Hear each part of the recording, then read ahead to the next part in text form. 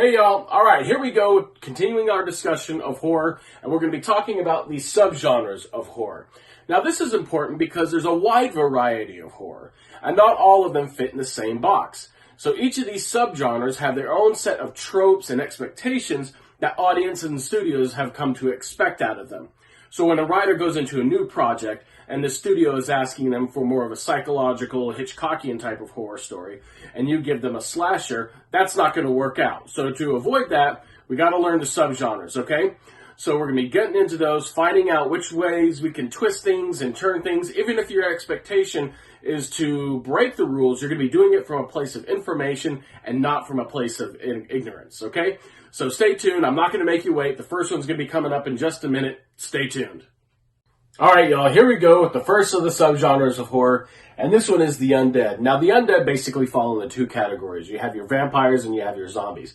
Your zombies, if we go all the way back to the beginning, back to the Cabinet of Dr. Caligari back in 1920, they've typically been portrayed as slow, mindless, meandering people that were once dead that have now been reanimated, brought back to life, continuing to exist in a state of decomposition, and are in groups feasting upon the living.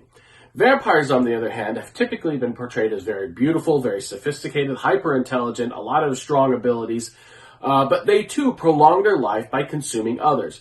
Whereas the zombies are pack hunters and they swarm and devour, vampires are seducers and they suck people's blood, and it's a bit more of a sophisticated angle on the idea of the undead genre.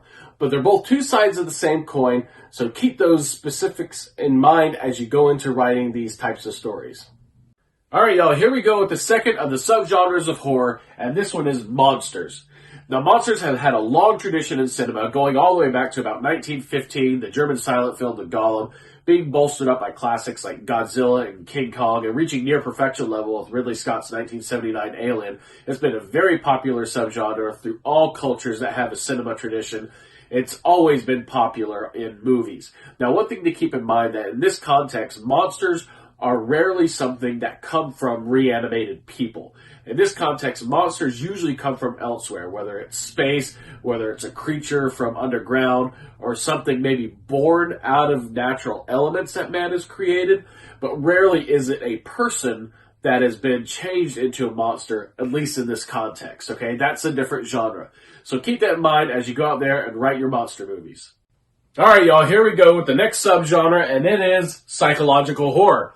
Now, psychological horror is a little bit different than the other subgenres in that it does not require a lot of the visceral external stimulus that we usually associate with the genre. Psychological horror usually revolves around a protagonist questioning whether or not they are sane or whether they can trust what they perceive as reality, or somebody investigating someone who may or may not be insane, and then in turn being forced to question their own perception of reality.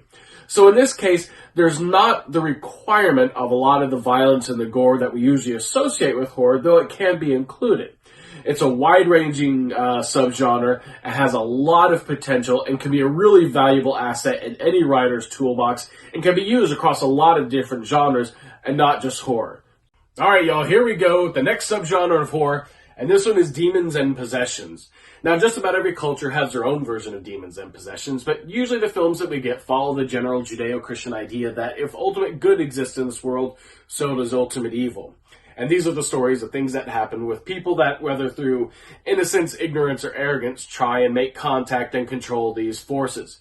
But the idea that there are forces and beings out there that are powerful enough to take control of us and do things against our will is the fear that this subgenre is playing off of. And it usually comes in three phases. There's a contact phase, there's a summoning phase, and then the sacrifice phase. And you'll see those three in just about all these films. And classics like The Exorcist and The Omen have spawned thousands of spin-offs and copycats. And it's a big genre, and it's not likely to be going away anytime soon. All right, y'all, our next subgenre is the supernatural. Now, this covers any of the wide variety of ghosts, hauntings, poltergeists, and things like that. And these stories usually revolve around the spirit or soul of a dead person who has some sort of unfinished business here. Now, they're usually tied to a specific location, like a house or even a car or something like that, or sometimes a specific person. A mortal is the object of the haunting, and the ghosts follow that individual. Now, this plays upon the fear of that there is an afterlife, but it may not be peaceful for everybody. And for some reason, this being, this vengeful being, who is able to defy the law of physics, that can't be killed, for some reason has it out for you. So this is a very, very popular genre, and just the name itself has spawned one of the most successful and longest running shows in the history of television. So it's absolutely not one to be ignored. Hey y'all, sorry we've been a little slow getting some of these out, but I got my helper here today, and we're going to be talking about witches and witchcraft and all that fun stuff.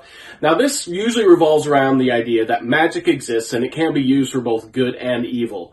A lot of these stories that can involve both warlocks and wizards, but witches as itself is a uniquely feminine character, and a lot of these stories involve the idea that men fear women who can educate and empower themselves with skills and abilities that are beyond men.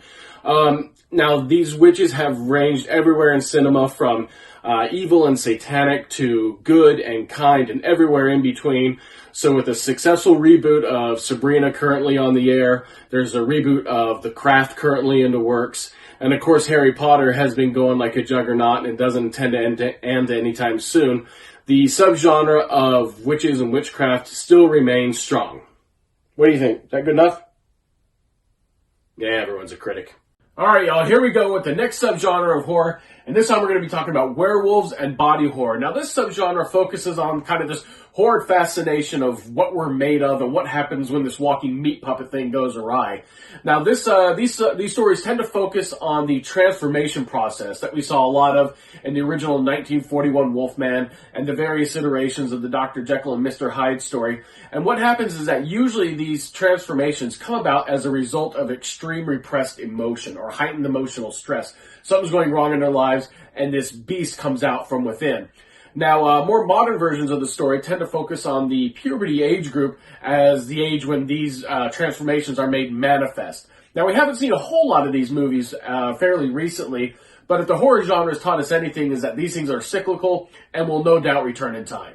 Alright, y'all, here we go with my favorite of the subgenres, bad science. Now, bad science deals with the trope of the mad scientist meddling with things that he shouldn't be meddling with. And this goes all the way back to the classic Frankenstein and Voodoo Man back in the 30s and 40s. But where this subgenre really takes off is after World War I and World War II, where the public sees the kind of atrocities that science has committed with things like chemical warfare, nuclear radiation, and bombs and things like that.